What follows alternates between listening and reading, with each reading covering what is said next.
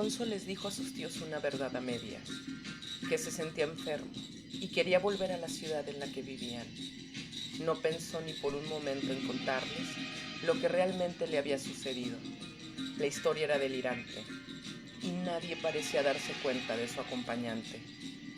Alfonso pensó que debía existir una solución y, a pesar de no ser un católico ferviente, acudió con un sacerdote, quien, después de una larga conversación, le dijo que no era un caso de posesión.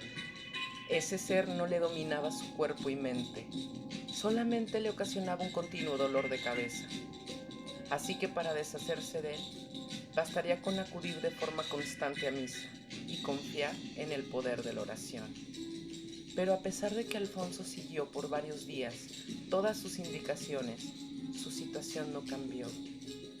Desesperado, recurrió también a la hechicería, pero tampoco las limpias ni los conjuros funcionaron. Parecía condenado a permanecer al lado de su eterno y no deseado acompañante. Al no tener más opciones, Alfonso decidió iniciar una investigación y acudió a la hemeroteca para consultar los periódicos locales. Poco a poco fue ubicando las notas acerca de los muertos localizados en el cerro. Ninguna de ellas eran consideradas noticias importantes y nadie parecía relacionar los hechos.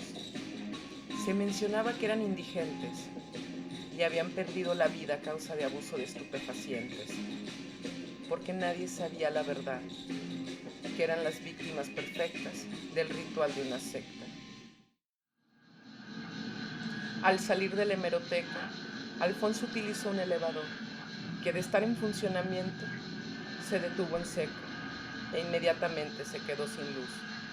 En la oscuridad, él inmediatamente comenzó a respirar con dificultad, a sudar y a padecer todos los síntomas de un ataque de pánico. Estaba solo.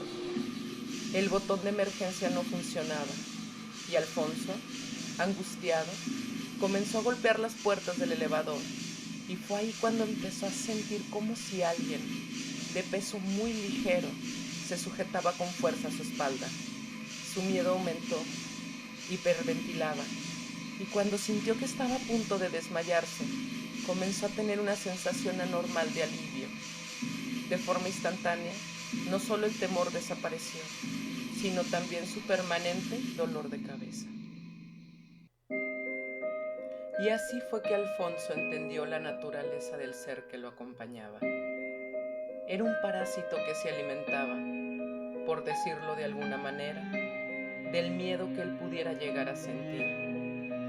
Esa noche en el cerro él estaba aterrado.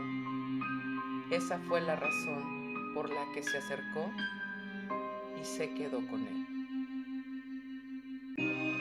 A partir de ese momento, Alfonso decidió observar detenidamente a su acompañante, con la finalidad de tener más información acerca de él. Necesitaba ser valiente, y al estirar la mano para intentar tocarlo, se dio cuenta que tenía una cierta consistencia. Era como una ligera corriente de aire que emanaba calor. No era una sombra, sino que se refugiaba en ella y no parecía afectarle el ambiente o la temperatura externa, y solo parecía ocasionar dos efectos físicos en su huésped: un ligero pero permanente dolor de cabeza y un aumento en la temperatura corporal. Era una especie de contagio, y a Alfonso le había sucedido de forma accidental. Entonces, ¿cómo se habían contagiado los demás? Esa noche no se veían agobiados. Tal vez existía un beneficio al alimentarlos, pero él, en definitiva, no tenía forma de saberlo.